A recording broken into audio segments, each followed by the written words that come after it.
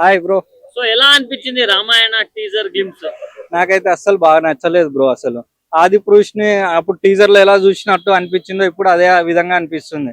ఇప్పుడైతే AI technology పెరిగింది కాబట్టి ఏఐతో మార్ఫింగ్ చేసిరేమో అనిపిస్తుంది నాకు. కానీ విఎఫ్ఎక్స్ కోసం చాలా భారీగా ఖర్చు పెడుతున్నారు. 2000 కోట్లు అంటున్నారు పార్ట్ 1 కి, పార్ట్ 2 కూడా 2000 కోట్లు అంటున్నారు. మరి ఎలా ఉంది దీని మీద రియాక్షన్ ఏంటి మీది? అంత డబ్బులు పెట్టడం వేస్ట్ అనుకుంటున్నా బ్రో. కానీ ఇప్పుడైతే టీజర్ అయితే నాకు అస్సలు నచ్చలేదు. నెక్స్ట్ దాన్ని అప్డేటెడ్ గా బాగా తీస్తే నచ్చొచ్చు నాకు. మొత్తం ఏఐ లాగా ఉంది అన్న. మనకి ఎట్లుందంటే మనం బొమ్మలు చూసినట్టు ఉంది అది. ఆయన ఫేస్ తీసుకొని మార్ఫింగ్ చేసినట్టు ఉంది. మరి 3D లో చూస్తే మంచిగా అనిపించవచ్చేమో.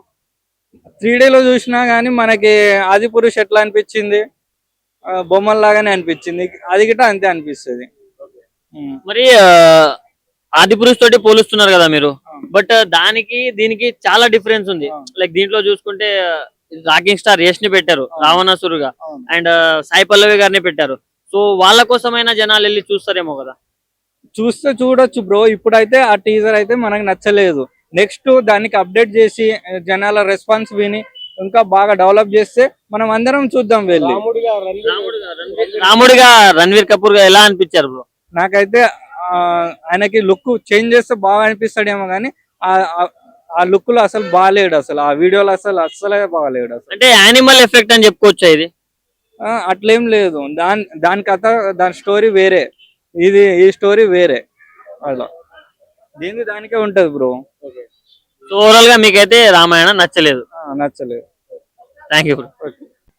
Hi hi bro. హాయ్ అండి. సో రామాయణ టీజర్ వచ్చింది కదా, గ్లిమ్స్ ఎలా ఉంది బ్రో? చూశాను. విఎఫ్ఎక్స్ లేకపోతే గ్రాఫిక్స్ పరంగా కానీ కెమెరా పరంగా కానీ పర్లేదు. కానీ రామాయణంలో ఆయన వేషధారణ రణ్వీర్ కపూర్ గారు సూట్ కాలేదు. రాముడిగా కరెక్ట్గా లేరు. అంటే మొహంలో కళ అనేది లేదు. వీళ్ళు మళ్ళీ మరో ఆదిపురుష్ చేస్తారేమో అని చెప్పేసి కొంచెం భయం వేస్తుంది. మరి ఇంతకు ముందు వచ్చిన ఆదిపురుష్ కంటే బెటర్ ఉందా లేకుంటే ఎలా ఉంది? బెటర్ అంటే జస్ట్ టీజరే కదా. ఆ టీజర్ ని చూసి మనం ఏం జడ్జ్ చేయలేము. ట్రయల్ లేకపోతే ఇంకా కొన్ని వస్తే గానీ చెప్పలేము. మొత్తానికి వీళ్ళు కూడా ఏదో చేసేటట్టున్నారు. వచ్చేదాకా డౌటే. రామాయణ ఇది కూడా కట్టుకు తీరేమో అని డౌట్ వేస్తుంది నాకైతే. బట్ ఇప్పుడు బడ్జెట్ చూసుకుంటే చాలా హెవీగా ఉంది బ్రో. లైక్ చాలా ఎక్కువ బడ్జెట్ ఉంది. ఆల్రెడీ మనం రామాయణం కథలు చాలా వింటూనే ఉంటాం, చూస్తూనే ఉంటాం, సీరియల్స్ కూడా చూసినాం. అదే సేమ్ స్టోరీని మళ్ళీ మళ్ళీ తీస్తున్నారు ఇంత పెద్ద బడ్జెట్ పెట్టి. అది అవసరం అంటారా? అంటే సేమ్ స్టోరీ అంటే రామాయణం అనేది ఈ భూమి ఉన్నంత కాలం, హిందువులు ఉన్నంత కాలం గుర్తు పెట్టుకోవాలి. అది 100 సార్లు తీసినా చూస్తాం. ఏది ఉన్నది ఉన్నట్టుకు తీస్తే వేరేగా కల్పించి ఆది పురుషులో రావణాసుడు ఏందో ఎల్లింగ్ పని చేస్తాడు, గద్ద మీద వస్తుంటాడు, నాన్ వెజ్ పెడుతుంటాడు. రావణాసుడు అట్లా ఉండడు, ఆయన బ్రాహ్మణుడు. చూపించే విధానం రాంగ్ ఉంది. రాముడు కూడా చాలా అందంగా చూపించాలి. ఇందులో ఆయన షేవింగ్ గడ్డాలు తీసేసి వేరేలా కనపడుతుండ్రు, రాముడిలా కనిపించట్లేదు. రామాయణం అంటేనే మేము రాముడిని చూస్తాం. ఆ రాముడి ఫేసే కళ లేదు, ఆయనే బాలేడు.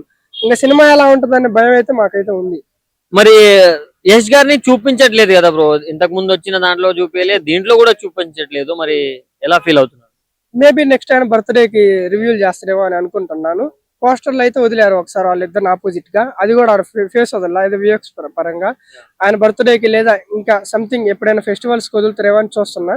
యష్ గారు అయితే రావణాసురుడు సరిపోతారు, ఆయన బాగుంటాడు. కానీ డైరెక్టర్ ఎలా యూస్ చేసుకుంటారో ఎలా చేస్తారో చూడాలి. మరి వారణాసి కూడా హై బడ్జెట్ ఫిలిం. సో దానికి దీనికి పోటీ ఉండే అవకాశాలు కూడా ఉన్నాయి.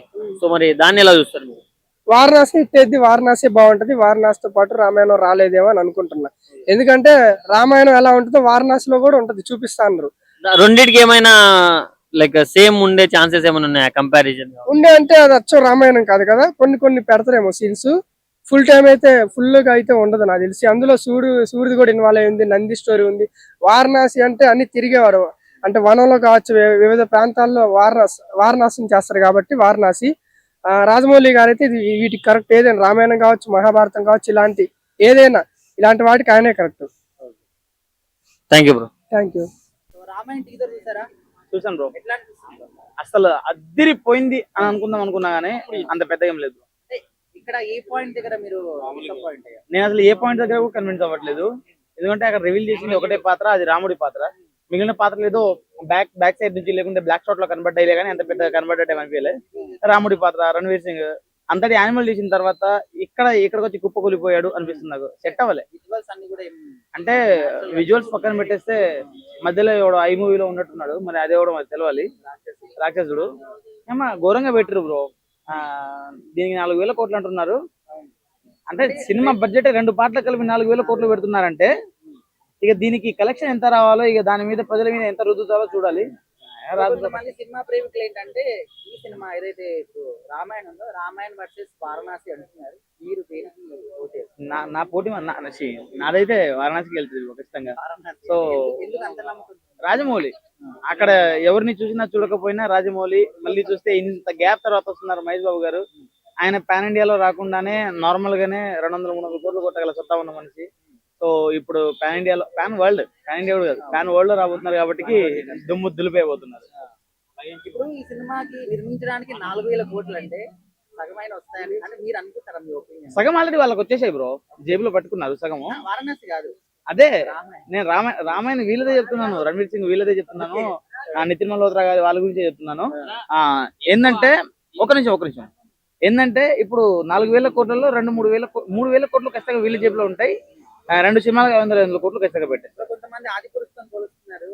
Adipurush better bro, better. చూడు నువ్వు ఇన్ని రోజులుగా ఆదిపురుష్ రికార్డు ఎవరు బదులు కొట్టలేదు దేవుడా అనుకున్నాము. ఆ రికార్డ్ వీళ్ళు సమానం చేయబోతున్నారు.